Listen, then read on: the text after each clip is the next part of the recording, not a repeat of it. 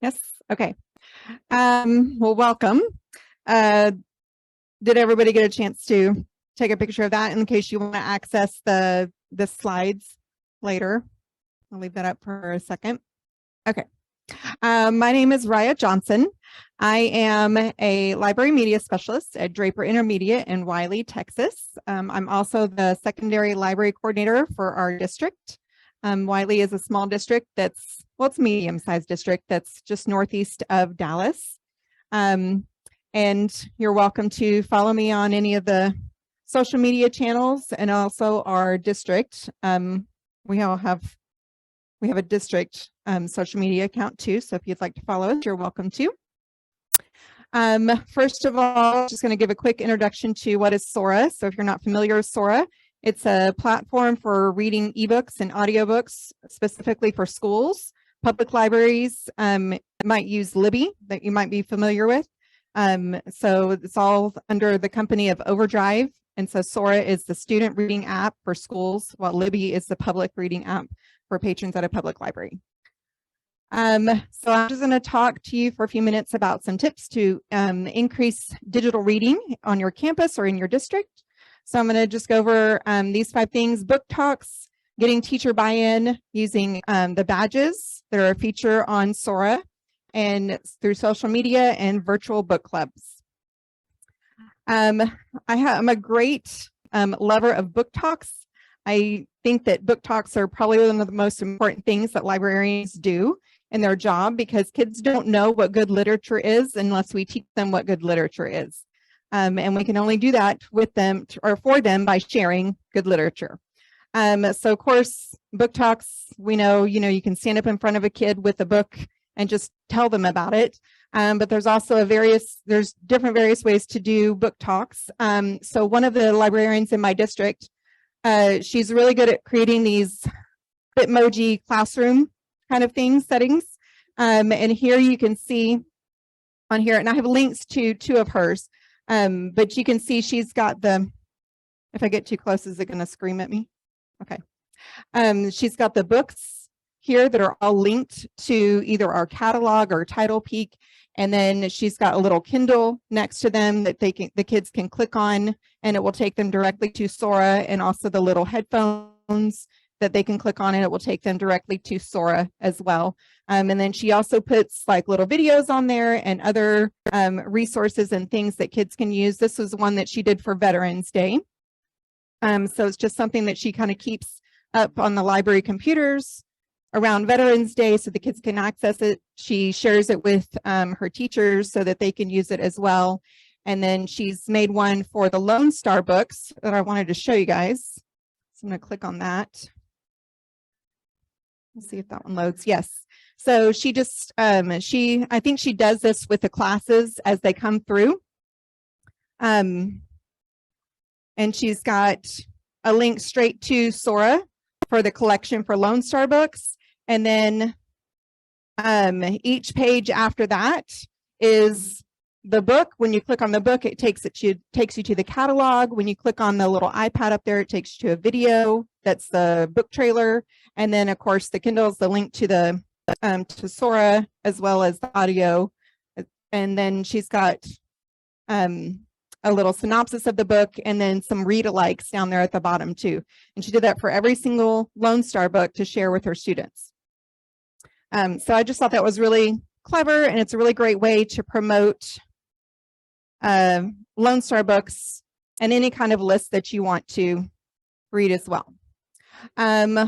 Also, I've made these Sora title cards. So on Overdrive, they have some resources, and I have a link to that at the end of the slides too.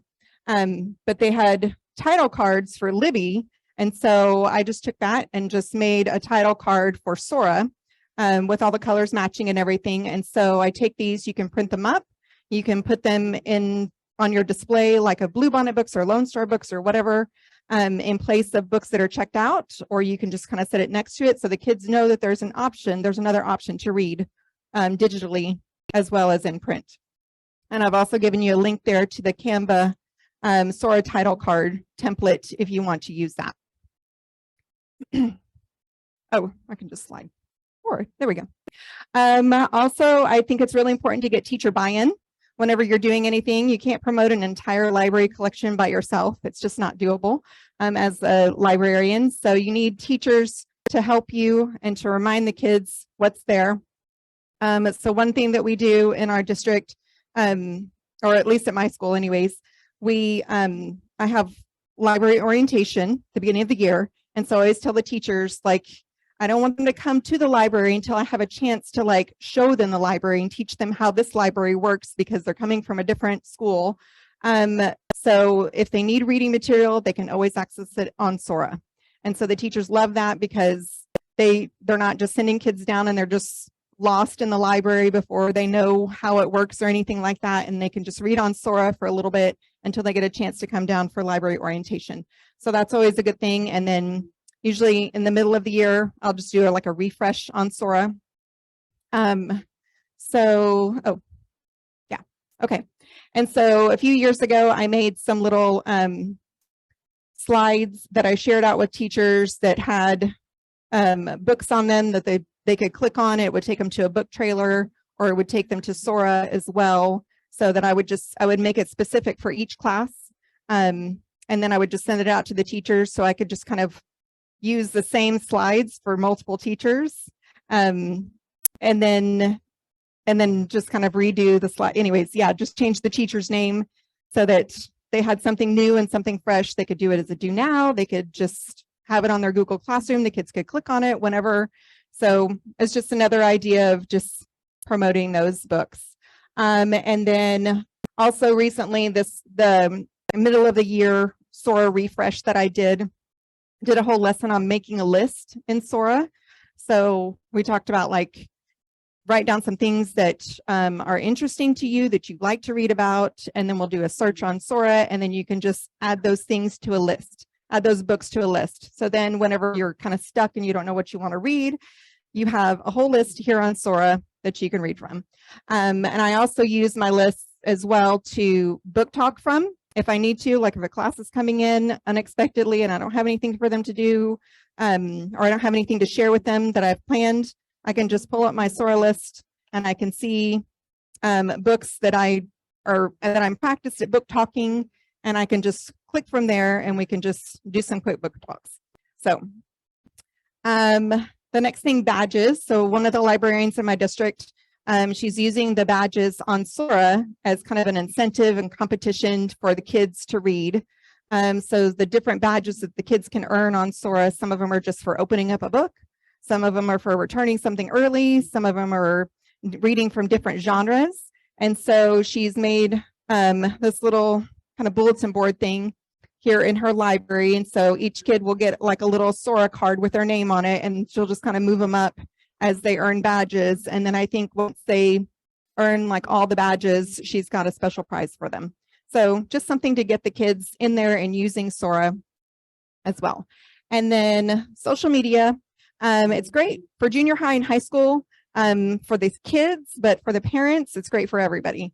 So I just took the Sora title cards that I made, and then I just posted it. I just scheduled posts out on our social media pages for everybody to see, and it's been really great these last couple of days, because those posts are already going out and everybody's stuck at home, back home, because of all the ice and everything. And so people are seeing that a lot more, and they're like reminded, oh, I'm at home, but we can still access some reading materials and have some fun activities at home with Sora.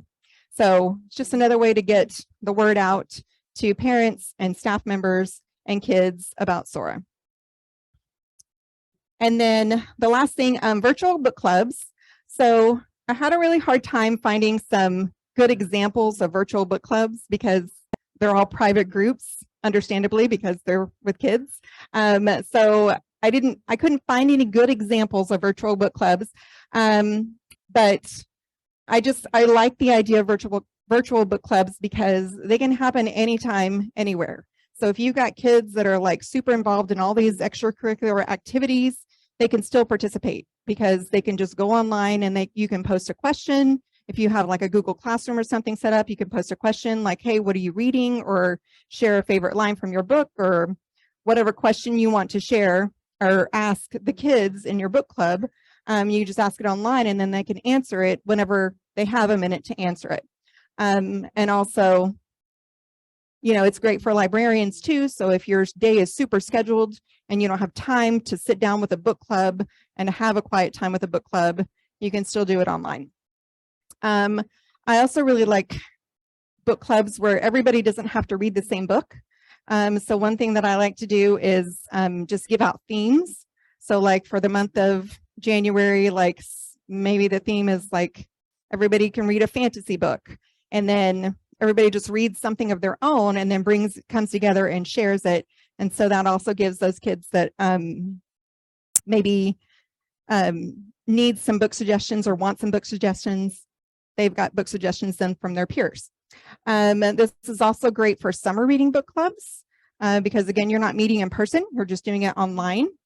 You can post first chapter Fridays. I know I have a real problem with getting around to post first chapter Fridays because of scheduling in the day. I don't really have a time where everybody can come that's not interrupted by lunches or classes that I'm seeing or anything. So you can just post it on there, and then the kids can watch it whenever they have a minute. And I also like virtual because the kids can respond in various ways. They can respond in text, they can make a video and post it, they can, respond however they want. And also those kids that really probably wouldn't respond to a whole lot, they're still there and they're still watching and they're still thinking and they're getting suggestions and ideas, and maybe they're not sharing a whole lot, but they're still getting a lot. And then just having like a social media book club group, I love that. And it's an excellent opportunity to connect with authors and to share like extra things about the book or the theme that you're reading. And I just kind of put a link on there for Reese's book club. I love following her book club because she's got a lot of really great posts. I put a few pictures down there. So sometimes they just put like a stack of books that they've read, or they spread them all out. And then they always do, like, whenever they're revealing the next book that they're going to read, it's like a little 15-second video, and it just kind of comes in with the book pages spacing out, and then they turn it just to kind of reveal the book that they're going to read next. So I just, I don't know, I think it's really beautiful, her page and everything. And so I just think it's a great way to get some inspiration for some various things that you can post about your book club. And that's really it. Does anybody have any questions that they'd like to ask?